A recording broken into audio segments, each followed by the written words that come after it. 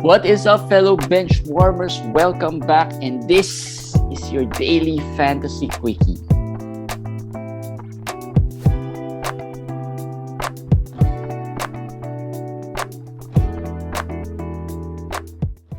Alright, guys, we are back.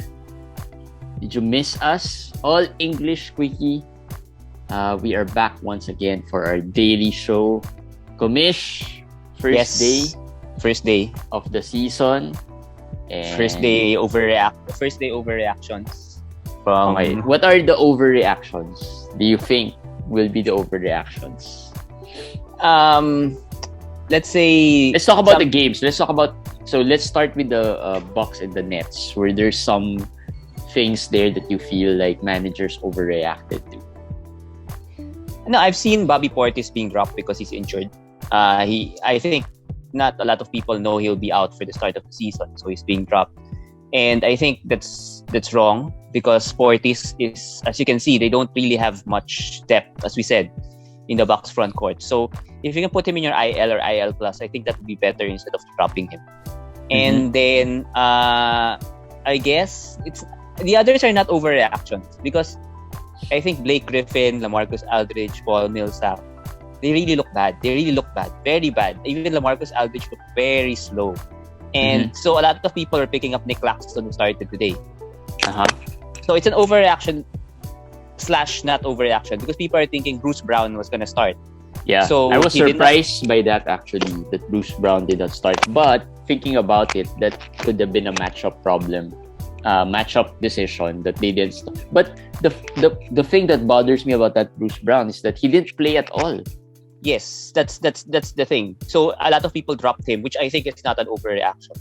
I think he's droppable at this point because, as you said, he didn't even get to play. So even if he plays in the next game, I don't think he's going to be 30, 35 minutes kind of a player for the Nets.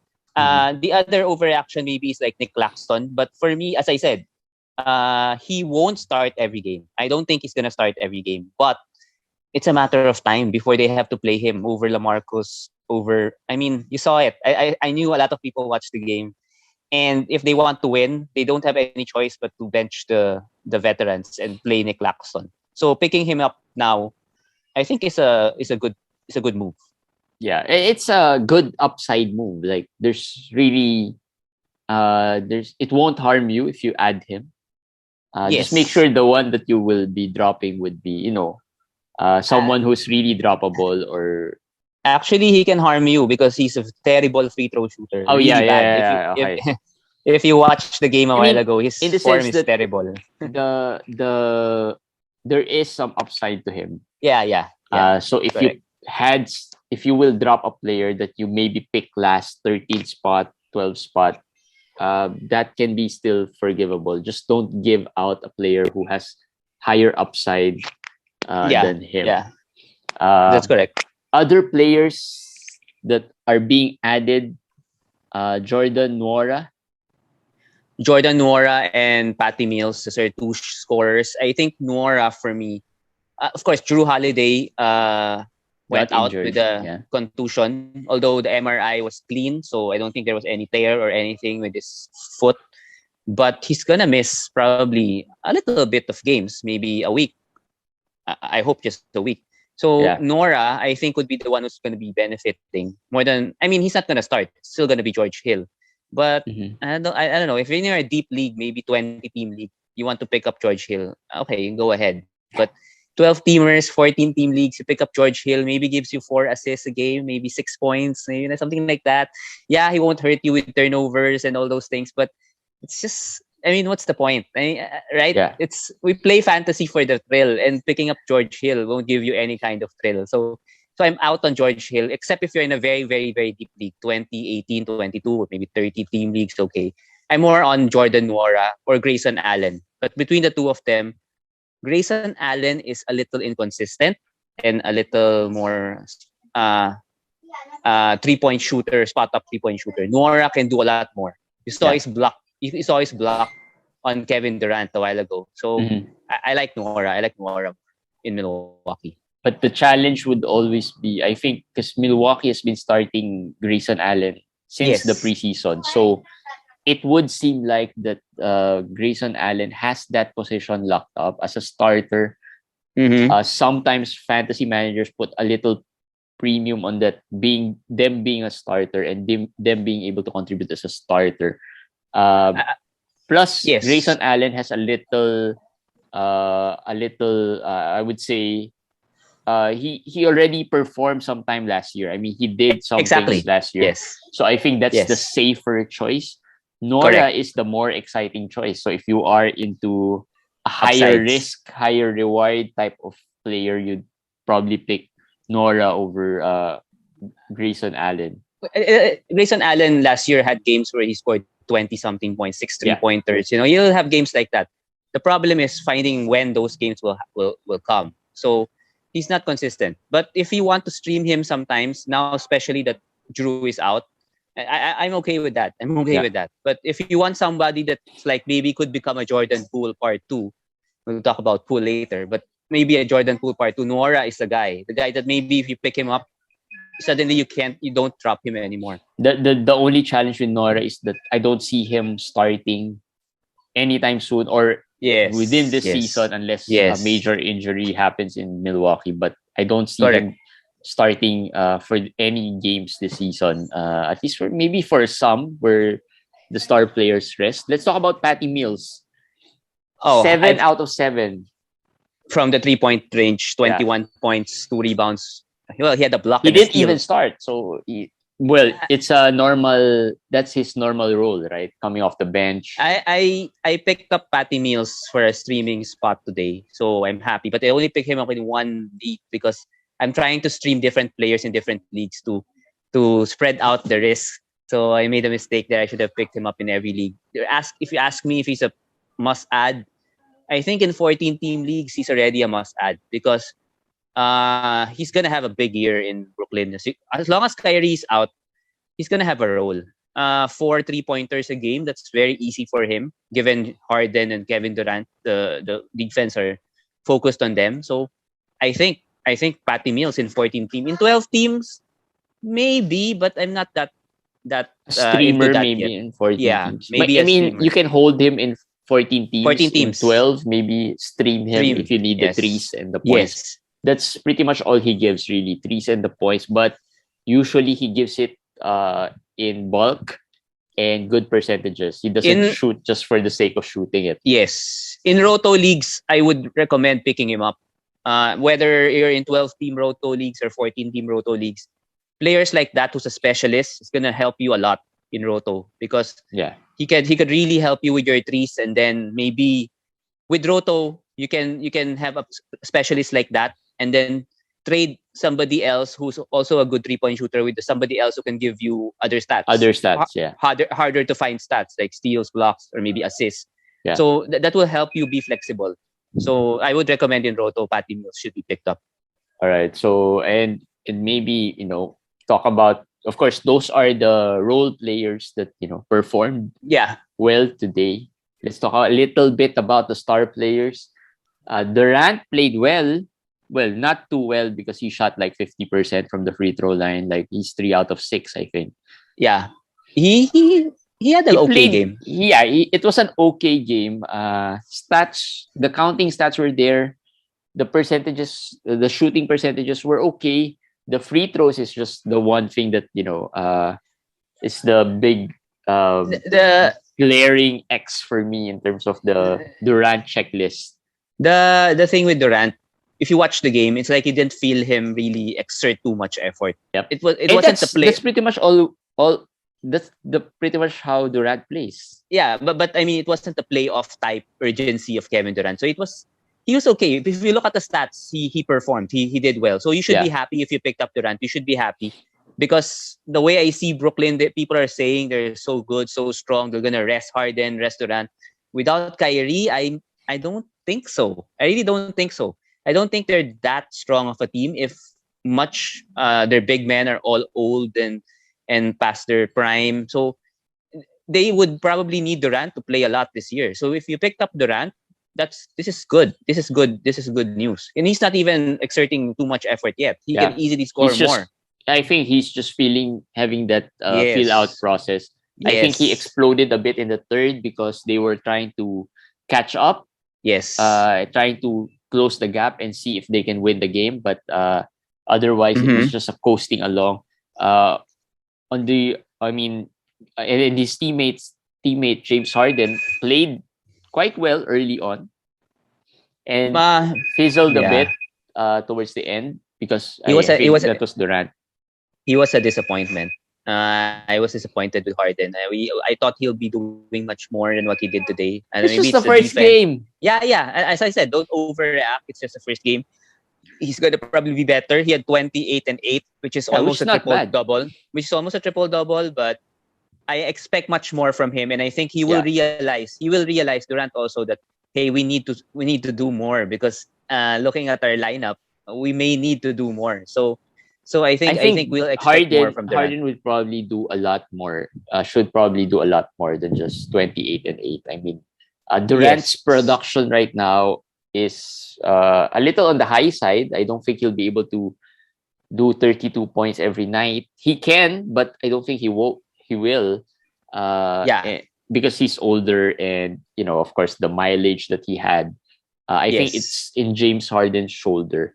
Moving on to the other side, Giannis Giannis. started where he left off last year. And 7 out of 9 free throws. I think that's We were one talking thing. about that. I was on Twitter, on our Twitter account, talking about that with Eric Ong and Dan Bestbris. Eric Ong and I were quite a little high on him. We were quite excited and we were hopeful that it looks like he has improved his free throws a bit, although the sample size, of course, is very small. I'm not that convinced that he's gonna be Not able to yet, do not this. yet. No. Not Here's yet. here's the thing for me. Last year he shot around 68% free throw. Yeah. 68, 67%. Okay. I don't expect him to shoot like 80 this year. All I need from him is make 70% of his free throw. A slight improvement is a big improvement already. He will. He will get there. 70, I believe 70 is doable. But you have to remember how Giannis performs free throw wise. He would have a stretch of really good free throw shooting. Remember the finals 15 of 15 or something. But he would have stretches where he's going to be really bad. So I think that's gonna still be the thing. It's mental with him, in my opinion. So, but 7 out of 9 is okay, but maybe not every day, not every game. In fairness to him, though, he changed a little bit his routine. Yeah. Shot the ball faster. He didn't take a long time before taking the shot. So I think that change, hopefully, would make it better for him. But for one, his 3-point shooting and his pull-up jumper, as I said, has been really good. So that's good. And he's not afraid to take it. Yes, and I think if you pick him second overall this year in drafts, you should be happy. You should be encouraged. I think he might have a say in the second overall pick this year. What's the right second overall pick? I think he should be with Harden and Curry. And we saw all three today, and he was the best among the three. And he's probably the best. And then maybe Harden came in a little close, or Harden and Steph were a little close. I'm already regretting what I did in one of our leagues. I picked up Karl Anthony Towns in the Champions League over Giannis, who went 5th. So I think that's the a mistake. The only regret already. I have is that I don't have any Giannis in any of my leagues. So, and that's my mistake. I had 4th pick a lot of times, and I was passing on him. Yeah. So let's see. And moving on to the second game today. Yeah. Let's talk about the players there. Anthony Davis played well. Okay. This is the opposite. This is a good segue from Giannis to Anthony Davis, because Giannis shot 7 out of 9 from the free throw. Anthony Davis shot 2 out of 7? 2 out of 7. And that's what? 27%, maybe something, 28%, something like that. And we were talking about it last night in our guesting about Anthony Davis having a big year. But we said that the only thing I'm not sure will bounce back this year is the free throws. I think he's gonna be a punt free throw build from now on. But if he can do the 12 rebounds he did today, 11 to 12 rebounds and 2 to 3 blocks a day with 20 to that was 25 to solid 30 numbers aside from the free throws.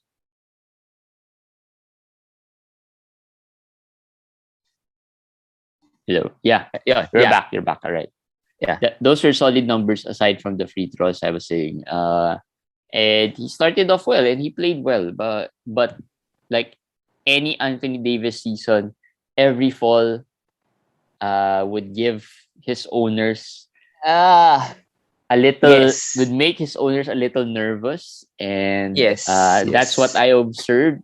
Still, always falling down, dropping to the floor. The reason the Lakers lost a while ago was they went away from Anthony Davis. He was so good in the first half. And in the second half, they were trying to give the ball to, well, LeBron was good, but Westbrook and the others. So I think if they just continue to just, feed the ball to Anthony Davis, they'll be fine. And that's the reason why I think he's going to have a big year. They would figure it out sooner or later, that their strength is really Anthony Davis more than LeBron, more than Westbrook, or more than any other player. So they would go there. It's just the first game, and I think LeBron played really well today.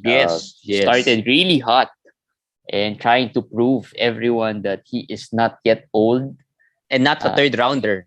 I mean, not a third round. The game he did today was not third round value. No, for sure. He was picked third. He was ranked 32nd, 33rd. What he did he today, he shot threes a lot. What he did today was super good. But again, first day. It's the first day.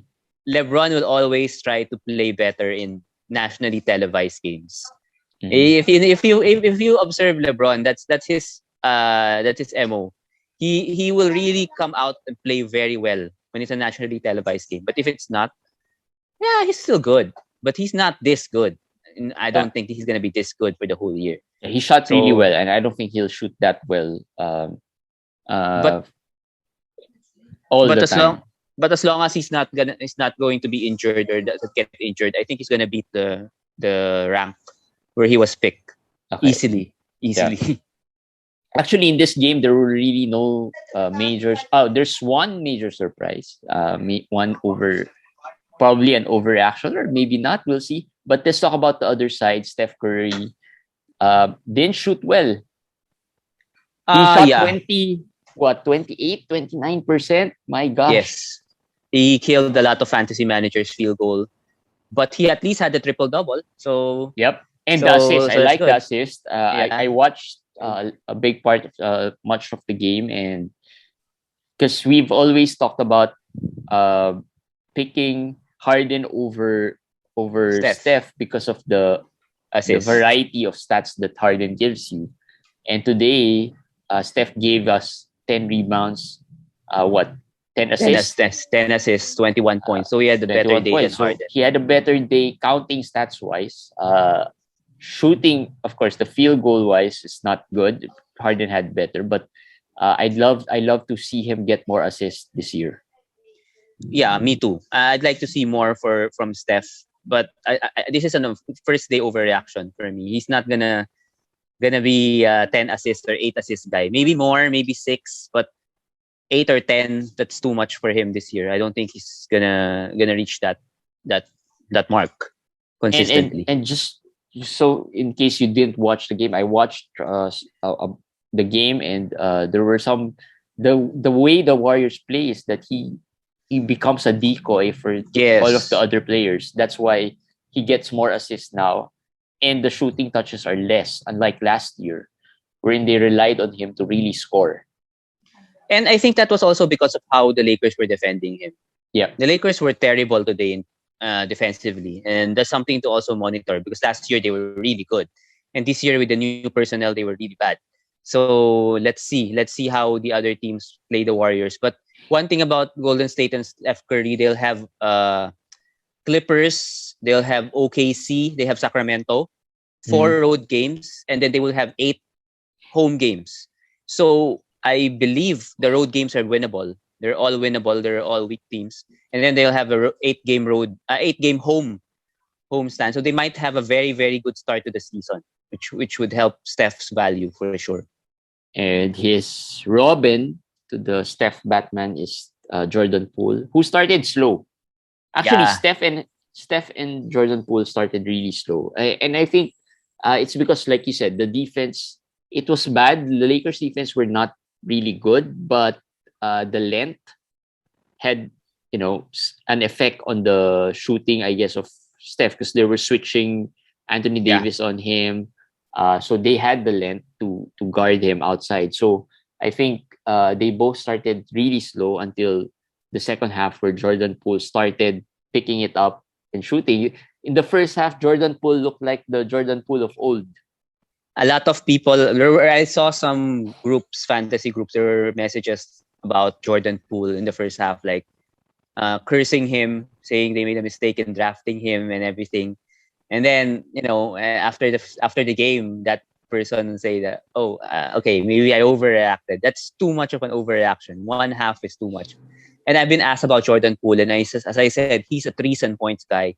If he cannot learn to improve on assists or steals, his value would not really continue to be this good if Clay comes back. So that's one thing I'm very much interested to see in the next 5 to 10 games, to see how much assists, how much steals he can average. If he Yeah. doesn't average, let's say, one steal a game or maybe 3-4 assists a game, I'll be fine when he's hot to trade him right away before Clay comes back. Yeah. That's what I think. And I think one thing that can help him improve that is the system of Golden State. They move up the ball really well. And one guy that contributed to that is Nemanja Bjelica. Did I say his name right? I think so. I think you said it right. And this guy has always had that potential to be a fantasy contributor every year. I was shocked with what he did. Well, we were shocked, of course, because, we didn't see it coming, I guess. We expected Otto Porter to be there, to be better, or maybe Andrew Wiggins, and maybe Draymond was there, but Draymond, you didn't really feel Draymond's presence there as much compared to previous years. And he was one of the players that, led the comeback. Yes, I will say I was shocked, only to the sense that I was shocked that he played this well. But I was talking to a co-manager just the night before, talking about him. So it's really funny because we're talking about Bjelica. What do we think about him? Should we pick him up? And then we were saying, yes, I think he's gonna have value, but let's wait for game one. We both of us were saying, and then this happened. So now both of us were not able to pick him up in our league because he exploded. But I think he's perfect for the Warriors system. As you can see, what they did was pick and roll, pick ball pick with Steph, and then he'd roll. He'd get the ball again in the free throw line, and then he could. I mean, he was good. He could facilitate. He could pass the ball. Yes. He could shoot. I mean, he has more offensive skill set than Draymond Green. That's for sure. He was perfect as the partner to Draymond, because if Draymond is the one who does that, he can spot up from three. Yeah. Right. So he's perfect. He's, as I read somewhere, some people said that he's what they hope James Wiseman can be. Yeah. Although, I mean, I think two different players. But is he a must-add at this point, or is it just a one-game fluke? I know some experts are saying that it's, don't overreact. But for me, if you're dropping somebody not of value, go ahead, pick him up. Because at this point, if somebody has a game like this, if you wait, you'll not be able to get him. So if you're not dropping somebody like a top 100 guy, I would go and pick him up. And I think, as I said, I wrote a while ago, I think it's sustainable. I really think it's sustainable. Who's gonna get the minutes? Kevon Looney? I mean, and like you said, the system, he is perfect for the system. Perfect. He is perfect for the system. If you look at the lineup or the roster of the Warriors, there's really not many. There are not even one has the same skill set as he has. He can pass the ball. He can shoot. He's big, right? But I agree with other people that he's not gonna score 15 and 11 and 4 assists every night. For sure, that's not gonna happen. Maybe if he can get 11 or 12 points and 6 or 7 rebounds, you should be happy with that. That's not bad. That's good for someone just pick up, right? I mean, yes.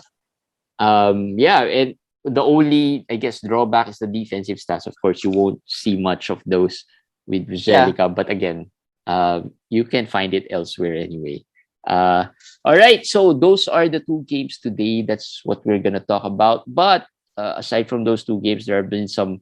Quickly, we'll go through a few news that can impact your fantasy teams. Ben Simmons, the unending saga of the Ben Simmons. He was thrown out of the practice. Well, thrown out might have been a strong word, but I think he was thrown out. He was. I think he wasn't thrown out in such a way. I think he was, asked to leave. It wasn't really like, and I think this is over. I mean, I don't think he'll play for Philadelphia. Doc Rivers said, there's still. He still feels that they can hopefully get him there. No. The one person who said something about this situation that made me feel that it's over, that's Joel Embiid. He said he's done with him, and if your star player is done with that player, I'm pretty sure he's not gonna play there. It's not a good look. I agree with you. It's over. I mean, if he does this in a real actual game and then he acts out, he doesn't.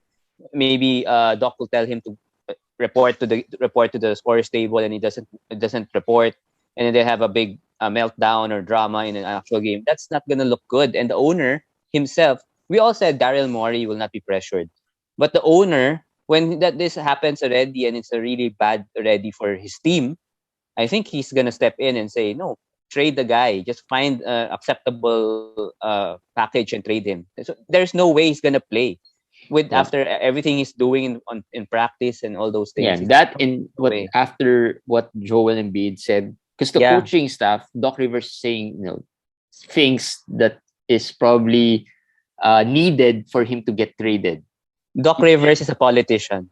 Yep. He's a politician. Politicking to make sure that he gets traded and the Philadelphia 76ers gets good value. But after what Joel Embiid said, that he's done babysitting, he's not a babysitter, he's done with the guy, I don't think he's ever gonna play there again. So we'll just. But that's good. That's good for fantasy managers. I think this will that speeds up the process a bit. Correct. That speeds up the process a bit. Marvin Bagley was informed that he will not be part of the rotation. So does this mean that there's something brewing there? Like there's a trade already waiting to happen for Marvin Bagley? If there was a trade, they would have traded this guy a long time ago. They know they were trying to salvage whatever value they can out of him, and he has not performed at all. That's why they have been forced to just tell him, okay, sorry, we can't find a trade for you, and we have better players here, so I guess you're not going to be part of the rotation. So Bagley should be dropped, obviously, but this is good for Harrison Barnes. This is good for Tyrese Haliburton. This is good for Davion Mitchell. This is good for Richaun Holmes. Richaun Holmes is good for Richaun Holmes. And maybe could be good for Tristan Thompson. No, Alex Len. That's our favorite guy, Alex Len. I think. You think Alex Len would come before Tristan Thompson? No. I don't think so, but I think there's a chance. But I have this feeling that Tristan Thompson could have some value this year with that Marvin Bagley situation. Yes, and I have a feeling that Alex Len will be an every game player with Sacramento. He's gonna play with Tristan Thompson off the bench, I think. But the good news is that it opens up things because Harrison Barnes moves down to the 4, like last year. So that will give Buddy Hield, Tyrese, Fox, and then Davion. Even Terrence he's Davis, gonna move down to the 3? To the 4. Move up to the 4. Move up to the 4 power forward spot like last year. Harrison Barnes. Instead of starting at the small forward position. So with that, the small forward position would probably be Tyrese Haliburton. Yep. Could be Tyrese, could be Buddy Hield. Buddy Hield could start again. So that opens up bench minutes for Davion Mitchell, for Terrence Davis. So you have it's to monitor something that. to observe and watch. Yes. Terrence Davis could be, those two players, I guess. Terrence Davis, Davion Mitchell. I'll probably add, Tristan Thompson there because he did well last year. Yes. For a few stretches, and maybe he could get some minutes there, and give you some rebounds and good percentages. So be ready with to Davion. Be watch. ready with Davion. He could be a hot ad by the end of the week. So be ready with him if he's still available in your leagues. And lastly, Chris Boucher could play tomorrow. Yes. So I'm not sure if that's a good thing or we are just they are giving us false hopes. No, that's a good thing. I want that to happen because I want to see right away. Is he gonna start? How is he gonna play? How would it be Achua versus Birch versus Boucher? Yep. Will he play power forward? I want to know the answers right away because I have some Achua, stocks. I don't have Birch, but I have Scotty I have Barnes. a lot of Boucher as well. So yeah, so that's good if we find out right away. Yeah. How Nick Nurse plays him. And hopefully you were able to get Boucher really far. Discount. Yeah, really far. Because I had in some leagues I got him over 100 already. So I think that's a good discount already. In our league, I got him at 100. So I think that's okay. I guess. But I cannot move him up for some reason. Anyway, that's it for our daily quickie. Today it's a short one. Tomorrow for sure it will be a wild one because there are a lot of games and there will be a lot of things to talk about and there will be a lot of overreactions for sure tomorrow. Again, we've been here last year. You have to be careful on who you drop. You have to be careful on who you add, especially in the first week, because it can be an or who you trade for. I'm sure there will be some managers keeping an eye already and seeing who are playing well and who are not, and they'll probably offer those that are overperforming to your underperforming players. All right, so that's it for our daily fantasy quickie, and we'll see you again tomorrow. Bye, guys.